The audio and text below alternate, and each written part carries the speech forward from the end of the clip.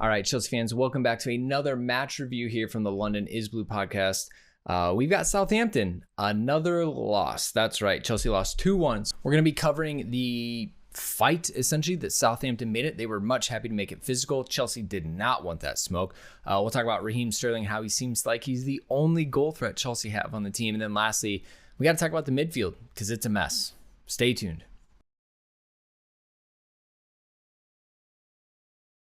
All right, well, jumping into it, let's kick it off with the fact that Southampton came out today and made it a fight. They made it a physical battle for Chelsea. They didn't want to give us time on the ball. They were happy to foul us, happy to body us off the ball. That was the game that they wanted. And Chelsea clearly were not interested in that kind of a fight. I think towards the end, you saw Cucurella and Mason, getting stuck in a little bit, but it was far too late at that point. Chelsea were uncomfortable on the ball in possession. Really didn't want to get anyone close to us. We were afraid, anytime someone closed us down and we made bad passes, made the wrong decision. Southampton just got in our heads way early in this match. Again, don't know why we're worried about them, but here we are being frantic against lowly Southampton. I mean, they are not a team that's flying in the Premier League, and we were here struggling against them. So, again, I'm not really sure kind of what this means about the mentality of this team. I just know that it was super frustrating to see us go out there and run around, at times with their heads cut off, just struggling to really be cohesive as a unit and put things together. I know that the lineup wasn't really, let's say our strongest lineup that it could be per se. More rotations, different formation. But Southampton came out ready to go, and Chelsea didn't. I think the best way to put it is if you're a listener of the podcast, we got out XB, that's expected bodies. Usually Reece James is the one out there expected bodying someone. Rudiger last season, Koulibaly this season. We got out XB'd, and that's just not something you want out of this Chelsea team. And I think it's frustrating because, where's the fight from this team? This is Premier League minutes. These matter. We are not in the top four. We're knocking on the door, but going up a goal and then having the fragility to give up two against a weakened opposition in Southampton, it's not good enough. You think back to Leicester City last week, down a man for almost an hour and grinding out that victory, defending with our lives on the line. Not today. Spurs, great fight. Loved it. Gave up 2 goals, but the fight was there. On the flip side, you got Everton, Leeds, and now Southampton, which is bad. We got to have the fight. We got to have the spirit. These up and down performances are tough. You could say, it's a midweek game. They're tired. Southampton played at the weekend too. Like, this wasn't Champions League midweek for us and then Premier League where they had a week off. We're on the same calendar. And look, maybe some injuries, maybe some personnel changes that Tuchel has to do. But the fact is, it just was not good enough from this team. The fight wasn't there. I put a lot of stuff on the midfield. I think we'll get into that a little bit. But the 4-4-2 today that we saw, 4-4-3, whatever kind of hybrid you want to put out there, was not good enough. Again, changes forced. You got Trevor Chalobah out with a knock, Reece James out with an illness, Connor suspended, obviously. And, from there, you're kind of the same old lineup that we've seen. A lot of youth on the bench, Kovacic back for more minutes. But you've got Raheem Sterling, Kai Havertz, Hakim Ziyech, and Mason Mount in attack. Those are all well-established players that should be able to produce in these battles. You had Ruben Loftus-Cheek and Jorginho in the midfield. Ruben goes off at halftime injured. That is an experienced midfield pair. Even in the second half, you have Kovacic and Jorginho. Turns out they're not a good pair. And then you got your backline, Thiago Silva, Kalidou Koulibaly in the center, Cesar Azpilicueta at the right back, and Cucurella at the left back. And it didn't work today. Again, formation, changes of personnel, I don't know. To me, it looked like Southampton just wanted it more. All right, the second thing I want to touch on is Raheem Sterling. He is the only player that looks like has a chance of scoring out there. He's bright, he's active, he's dangerous, he's threatening. Probably should have had more than 1 goal today, but he got the one. And credit to him, he took it really well. Good work down the left side. Mason getting it across. Raheem able to step across his man. Took his fake shot, committed the goalkeeper, committed the defender, and then was able, as he's kind of fallen back, to pass into the near post. And that's a really, really well taken goal. That's a lot happening. And he has the the poise and the heads up play to fake the shot, commit those two, and then pass into the empty net. That was great. And that wasn't his only move. He should have scored earlier in the first half, right? Had that kind of breakaway opportunity. Defender closed him down so well and took away the chance tackling it. But again, he's finding himself in the spaces being dangerous. On the flip side, Kai Havertz coulda, woulda, shoulda scored. Defender shows him to his left, his preferred foot, and he kicks it right into the chest of the goalkeeper. I mean, it was such a lame attempt that the goalkeeper held it. I'm pretty sure. Like, no rebound, no deflection, no low and hard to the far post, no, high and to the near post. Those are the classic, options that you take. Nothing. Put it right into the breadbasket of the goalkeeper.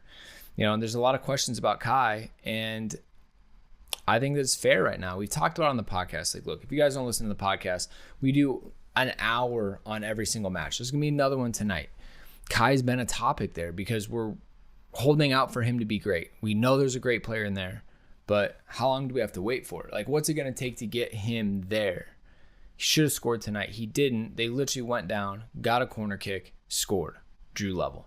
Like, those are the fine margins in soccer and football that we know about. And we need Kai to be more talismanic. I know he ran a lot at the weekend. I know he's talking about being a team player, but he knows he needs goals too. Like, Chelsea need a striker. We need a number 9. He's been given the chance to do it. Raheem's been given the chance to do it. And at least Raheem has goals and assists to his name now. He's at least producing something. And so realistically, we just need to give him the support he needs. I don't really know what it was. Ziyech was today. He was okay. But I think that's what we've gotten used to with him. We're not relying on him to be this creative player that unlocks all these things, even though he's done it at Ajax. It's not clicking at Chelsea. Broya, Armando didn't look bad. And that is the bar that we're at right now with Chelsea. Not bad is not good, but he didn't hurt us. He forced the goalkeeper into a save. Like, he's big body on set pieces. I saw people tweeting about, this is a perfect match for Giroud. Well, that should be a perfect match for Armando Broya to get in there, knock some bodies around, put it in the air. He's going to attack it. He's big, he's strong, he's good in the air. And I just still think that Chelsea didn't really play to his strengths. But, he needs time. I think you keep putting him in early. You keep giving him some minutes. Like, I'm not saying he needs to start right away. But if he's coming in the 66th minute, okay, fine. Can you give him an extra 10, 15 minutes, right? Can we put him in a situation where we're not chasing the game? Unfortunately, that's just kind of where we're at. And that's a terrible situation for us to be. The attack is such a problem. I know we're looking at I know we're looking at strikers. I know we're looking at, Aubameyang, whomever, but like, the attack just lets us down week after week after week. And sadly, I don't think we're going to get a solution. It's panic buy time in the transfer window, but I just don't see us doing anything.